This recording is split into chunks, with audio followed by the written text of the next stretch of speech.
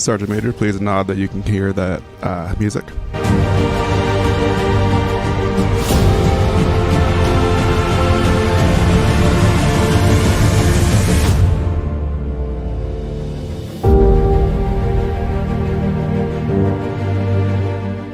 Welcome to a live stream of a very special edition of the Your Next Mission video podcast.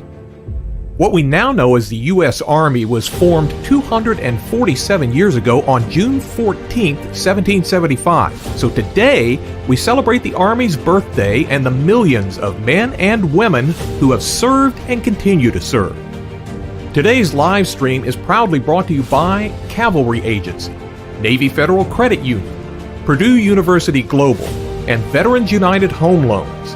Now here's your host, the 12th Sergeant Major of the Army and co-founder of the American Freedom Foundation, Jack L. Tilley.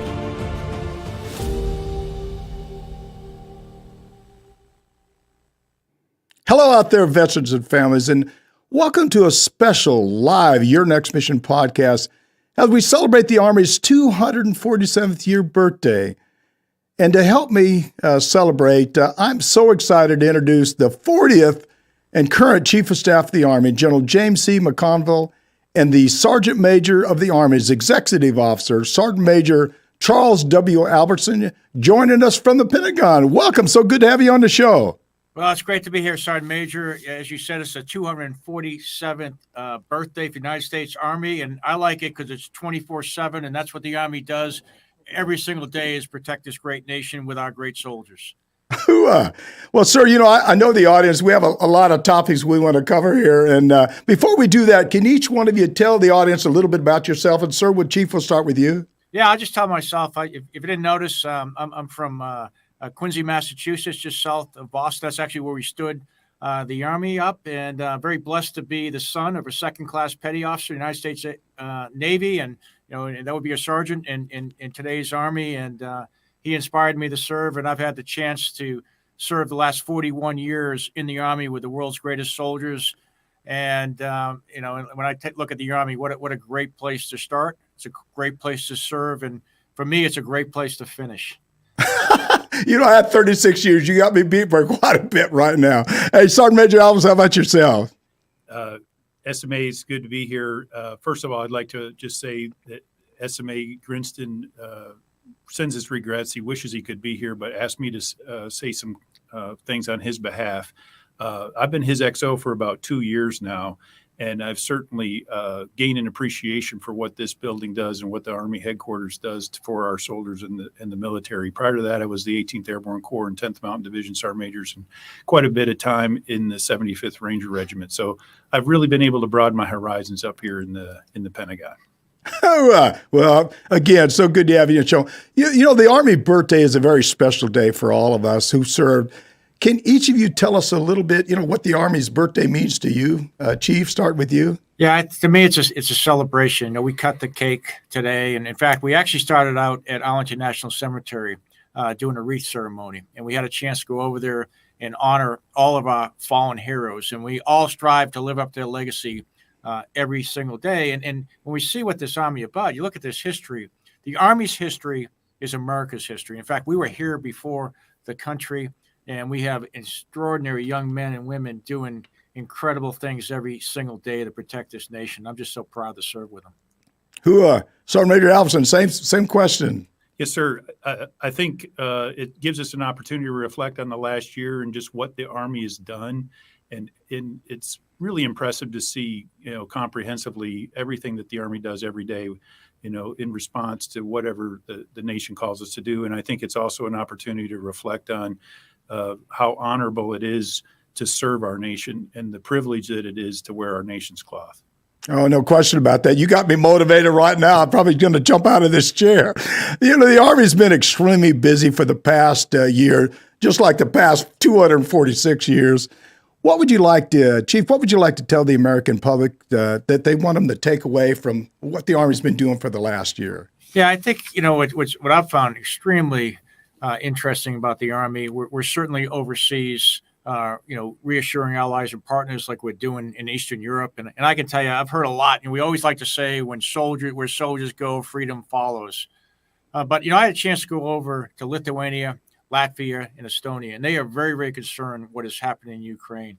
And we put American soldiers on the ground over there to reassure them in what they were doing. And I think that really made a difference. It just showed me, how great our soldiers are. But, we've been at home too. And our National Guard and Reserves are doing incredible things. If you've got a vaccination from COVID, the Army had a lot to do with that. Our doctors, our medical professionals have been going to hospitals. They're standing up alternate healthcare facilities.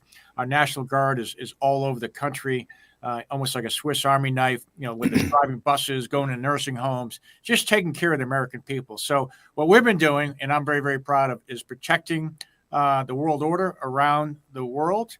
And we're still in Iraq, we're still in Syria, we're still in Korea. At the same time, protecting our citizens at home.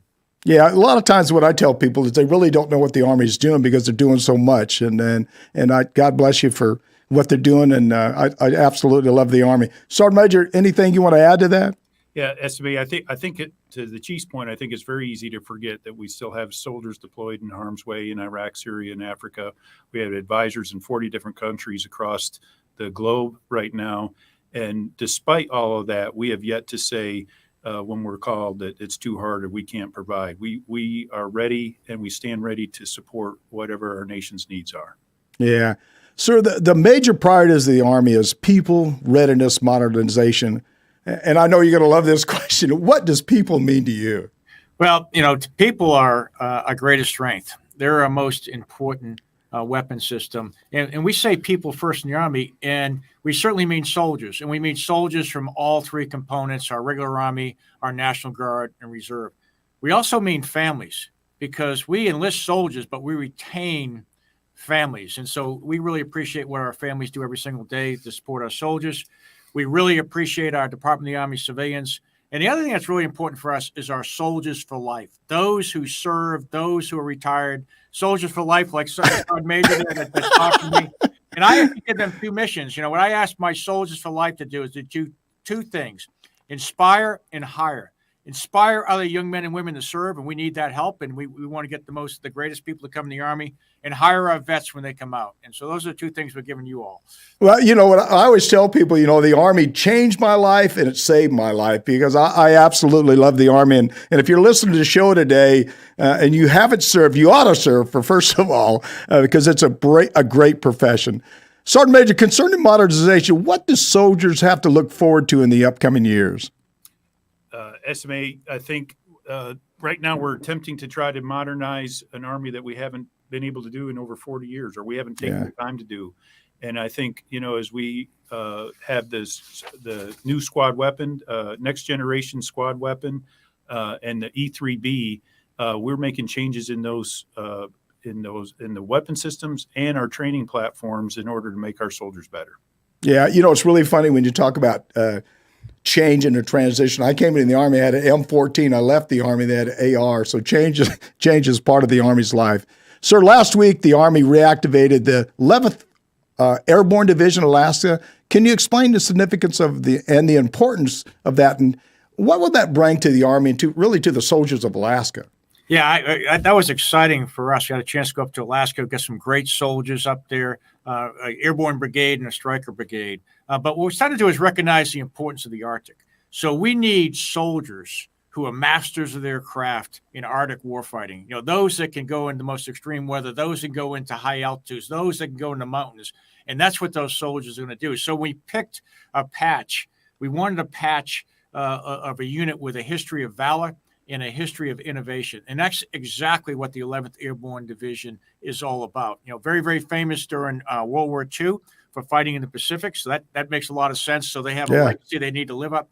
But the other thing about the 11th Airborne Division, a lot of folks don't know, is they did a lot of work to develop the airborne techniques that we used before World War II. In fact, they did so much that they gave General Eisenhower the confidence we could actually pull off an airborne operation that happened later with the 82nd, the 101st, and D-Day. The other thing they did, again, I'm used to command the 101st Airborne Division. The 11th Airborne Division stood up as the first air assault division, and they developed all the tactics, techniques, and procedures. Yes, sir. Eventually became the first air cavalry division in Vietnam, and did some incredible things. So we're kind of, what I gave them is the mission, the call to action, to do the same thing when it came to Arctic warfare. They will be resourced. They will be trained to be our premier Arctic warfighters. Yeah. I tell people all the time, when I came in the Army, we had 8 divisions. When I left the Army, we had 10. So I like to see a division coming back. One of the things I was just thinking about, sir, when I served in the Army and as a Sergeant Major of the Army, what rank were you while I was in the Army, as a Sergeant Major of the Army? Chief, what rank were you? I'm trying to think, probably 2000, 2004. So you figure 2004-ish, I was a colonel. I was lieutenant colonel, and then a colonel commanding in the 1st Cavalry Division. That just means, I'm still kicking, still moving. And then again, for the people that listen today, we have the best Army in the world. And if you want to join the Army, you want to recruit into the Army, call a recruiter, do something. We love the Army. Sir and Sergeant Major, why should someone choose to serve in the United States Army? Yeah, I would say it's a pathway to success, and you think about it, I look at myself and, again, I'm the son of a non-commissioned officer who, spent 3 years in the Navy and then worked at the Boston Gear Works for 49 and a half years. I remember when I was 16 years old, I was working for the Quincy Sewage Department, and we were shoveling stuff that you wouldn't want to talk about. And I had and people inspired me to go to school when I got a chance to go to school, and I had a chance to serve. But I know so many people, and this, Sergeant Major and Sergeant Major, you go around, you hear so many great stories where, people came and got a chance to go to school for their first time. They got training, they got discipline, they got skill sets. And I would argue that no matter whether you spend 2 years or 40 years, you want to do this. I had a chance to recognize the Soldier of the Year this year, and she was at Kabul during the evacuation. Just did some incredible stuff for the 82nd Airborne Division. And I asked her why she went in the Army. And what she said was she didn't want to leave this life without having an impact. And the fact that you got a chance to serve, she's going to have an impact. And as we know, when I've had a chance, spend a lot of time in the 101st Airborne Division, I know a lot of the original band of brothers. And, to me, when you're older, and you and I fall into that category, Sergeant Major. I'm probably a little bit older than you, but go ahead. When your kids and your grandkids ask you what you did with your life, you pop out your chest, and say, I served my country. I served in the Army. And no matter where you go, what you do, no one can ever take that away from you.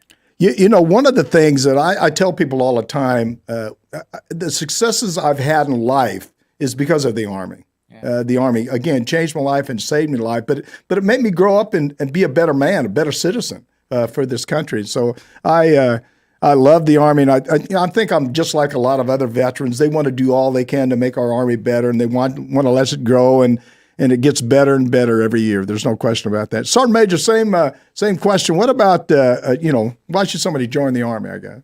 Well, first of all, I would say when you were the Sergeant Major of the Army, I was a platoon sergeant in 2nd Ranger Battalion. So there you go again. Well, I probably shouldn't have asked that question.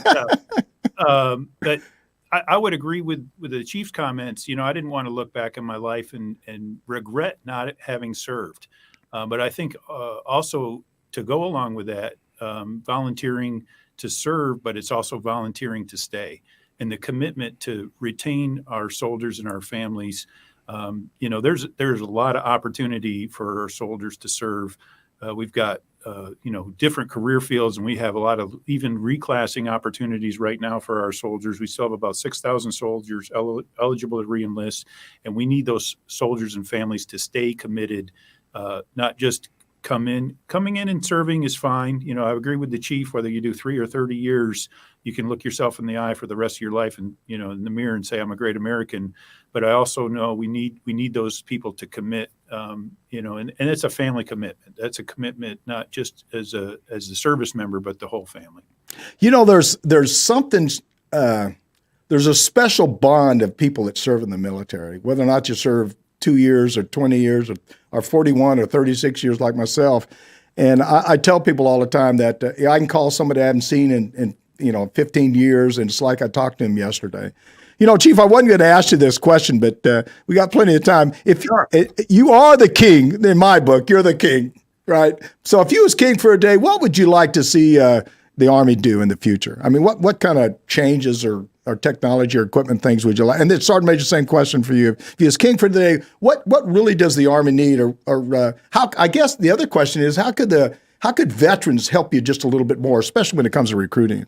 Well, two things is one is I think we're going under the biggest transformation in 40 years. And I go back to you, Sergeant Major. You and I were around. I've been around a little over 40 years. When I take a look at the Army needs to transform every 40 years. It did in 1940 when General Marshall was running the Army right before World War II. And basically used that Army into the late 70s and early 80s. And when you and I were running around during that time frame, you think about it, that's when the all-volunteer force came in. That's where air battle happened. That's when really the major weapon systems we have, the Abrams tank, the Bradley, the Apache, the Black Hawk, and Patriots, they all came into being.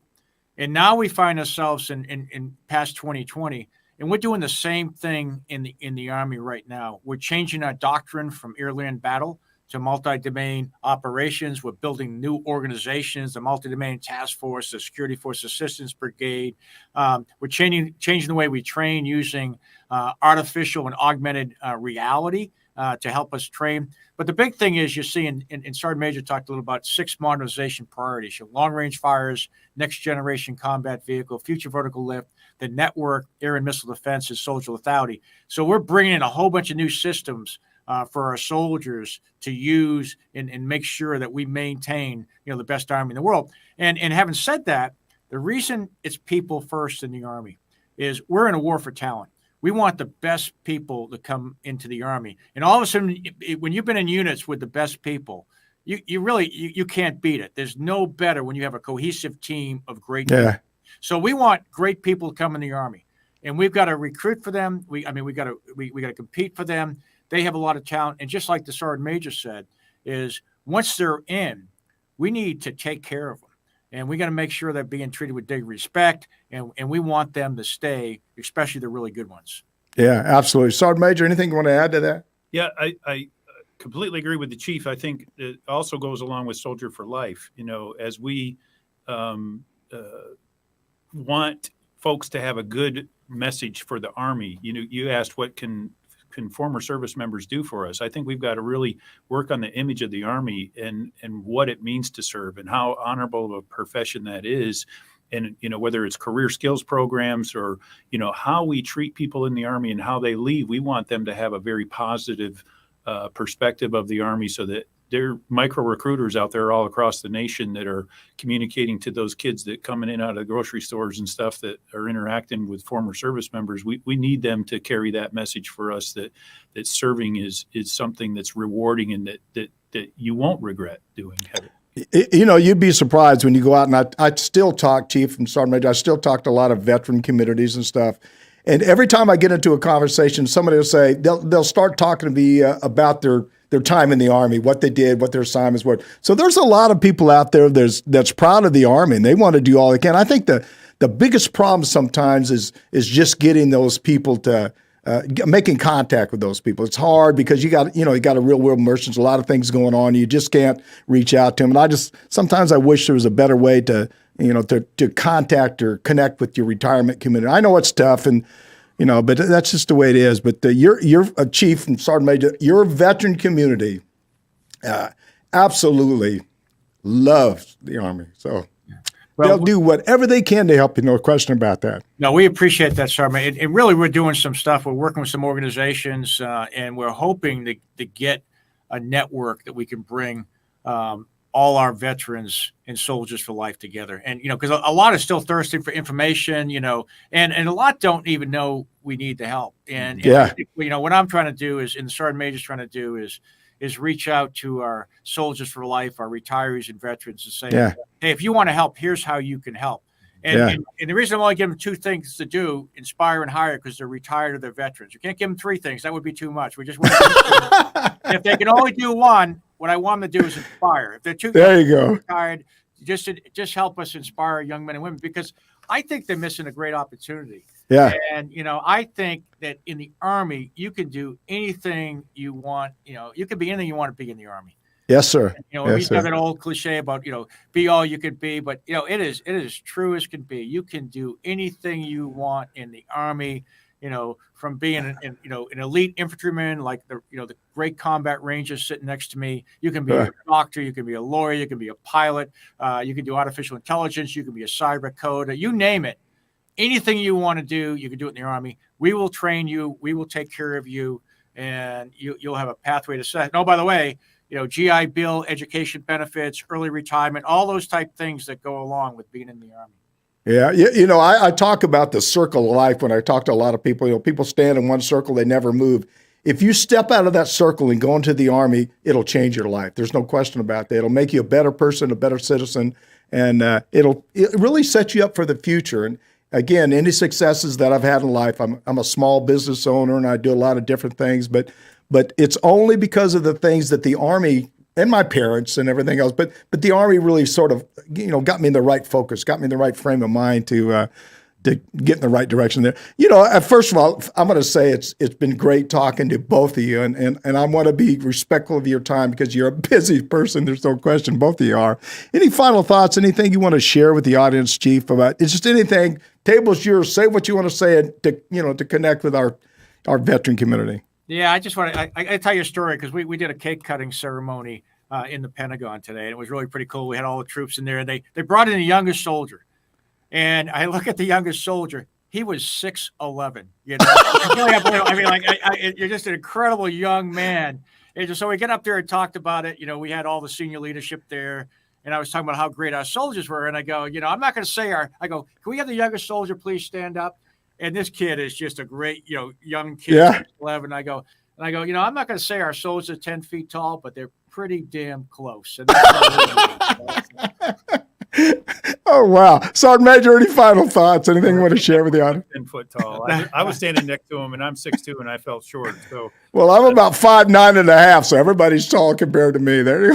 The chief reenlisted 9 service members at that ceremony as well, all compos, guard, active, and reserve. And as they're raising their hand to commit, future service to our nation, I think it's a reminder to us all of, raising that right hand is not something to be taken lightly. And, whether, like I said, that first enlistment coming off the street, or you've done it again and again, or you're watching people do it still touches my heart.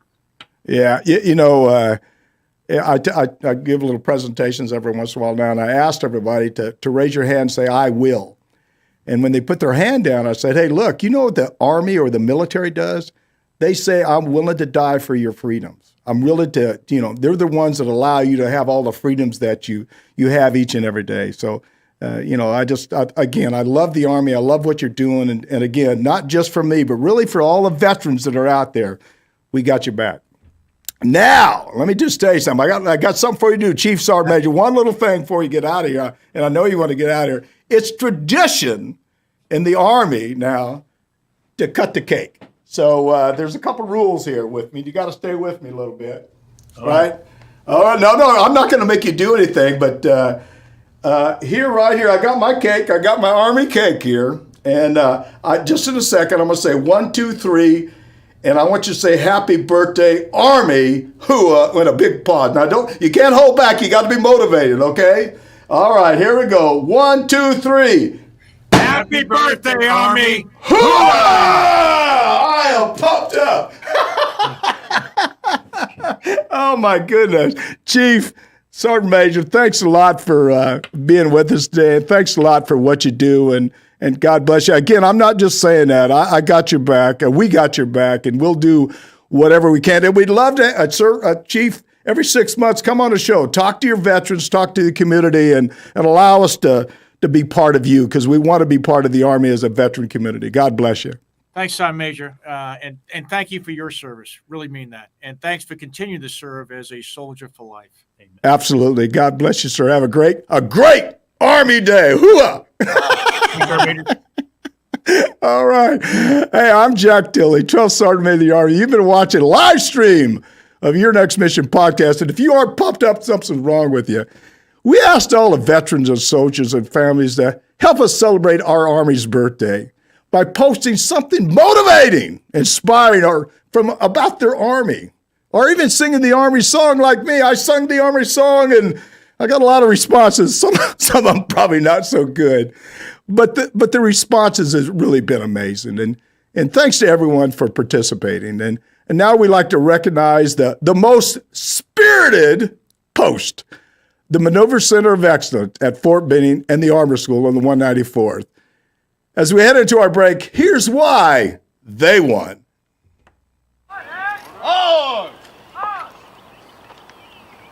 Good morning. From Maneuver Center of Excellence, Fort Benning, Georgia. We here at the Armor School and the 194th Armor Brigade would like to wish the Army a happy birthday by giving them a serenade of the Army song. Happy birthday, Army.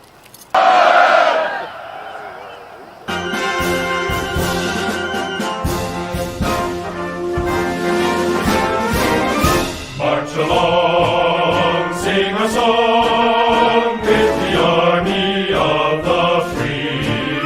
Count the brave, count the true, who have fought to victory. We're the army and proud of our name. We're the army and proudly proclaim.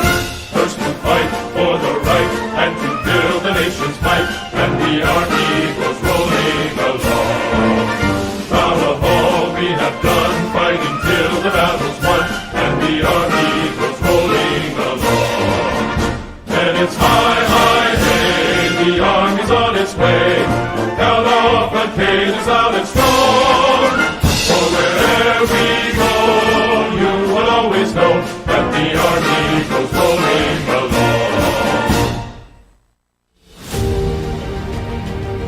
You're watching Your Next Mission, proudly presented by the Cavalry Agency. They help brands dominate no matter their size. Ideas, strategy, action. This is Cavalry. Learn more at cavalry.com. Navy Federal Credit Union, the most trusted credit union owned by members of the military community, serving all branches of the armed forces and their families. Their members are the mission. Learn more at NavyFederal.org. Purdue Global, providing affordable online education for hardworking adults. Learn more about a personalized, innovative, and world-class education at purdueglobal.edu. Veterans United Home Loans, the #1 VA lender for 5 straight years. If you're buying, they're funding your dreams. Learn more at veteransunited.com. Now back to your host, the 12th Sergeant Major of the Army, Jack L. Tilley.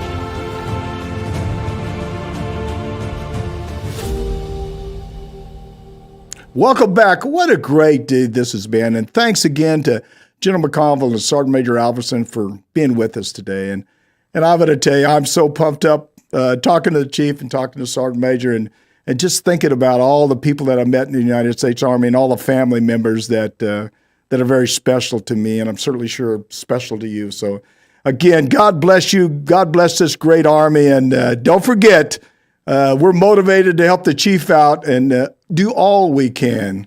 And as always, see you on the high ground. Hooah!